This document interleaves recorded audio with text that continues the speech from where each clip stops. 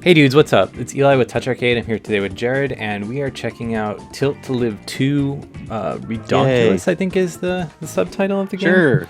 Yeah. Anyway, I was playing this on my iPhone last night, and this is actually running on my iPad because it seems to capture a little better. So this is on the iPad Air.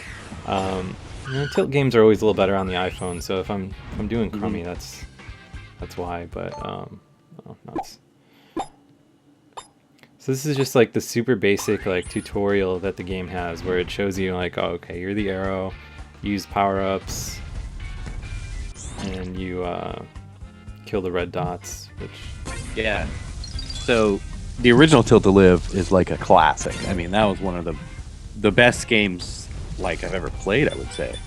And everyone's been talking about this sequel for a really long time. It's kind of been a few years. And so I don't know. It seems like they're really doing the sequel-y thing where they take all the great things about the first one and then just kind of like blow them up bigger and better and add a lot of new stuff on top of it, you know? Yeah. So this is the first level for reals. Whoa, that's rad. So you can like punch that You can, like, gear around. you can bounce the little rock thing. This is one of the only games that I don't generally like tilting games, and this is one where I feel like it would not work without tilt. Like, this game's tilt controls are so on point, and it just wouldn't be right if it was like a virtual stick or something. Yeah, I vastly prefer this game on the iPhone. You know, what's interesting about that is that the first game came out before the iPad, and then when the iPad came out, a separate Tilt to Live was made for iPad, and it actually...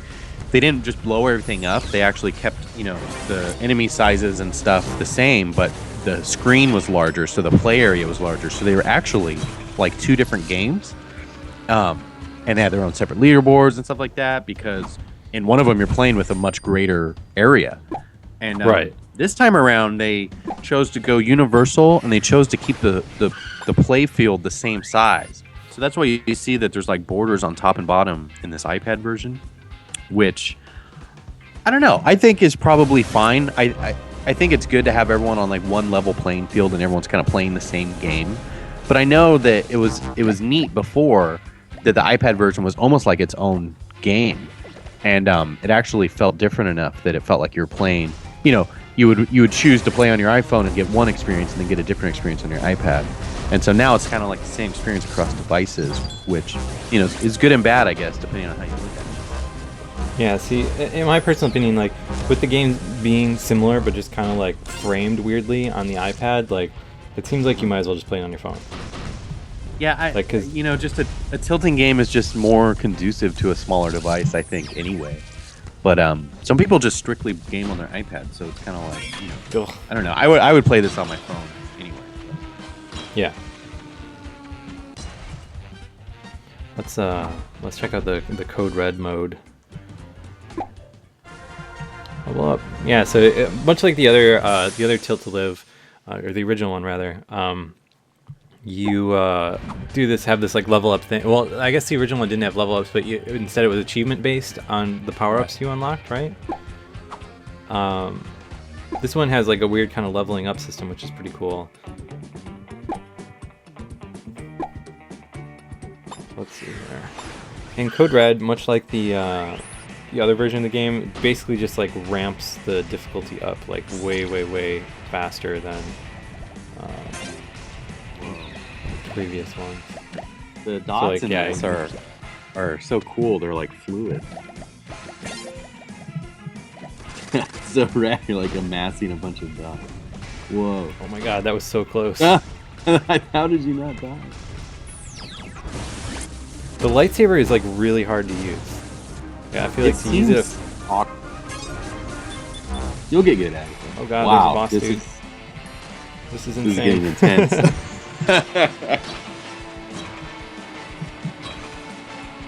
And so I should explain what's happening at the end. So when you die, there's like a fraction of a second where you can tilt and like send your little arrow launching in a particular direction.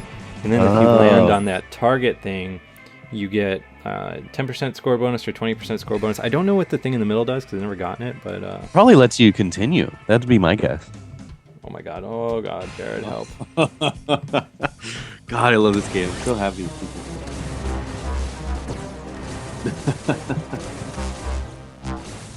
This is crazy. How am I doing this good on the iPad version? I don't know. But I'm very proud of you. Here we go. Land in the middle. I haven't been able to land. I played this like crazy on my phone. I've never been able to get close to the middle. So let's see, what else is there to show off here? Lots of different modes, it looks like. Yeah, it's the a new game type coming soon. So classic and code red to start, but I know they've been bouncing around some ideas for some crazy modes. So yeah, dude, this game is great. Like, you need to. They got to bring back the Viva La Turret stuff. That was great. That reinvented the original game. Yeah, so this is Tilt to Live 2. I love the original one. Way better on the iPhone than it is the iPad. But hey, it's universal, so I guess who can complain about that. But yeah, definitely check it out tonight. It's a lot of fun.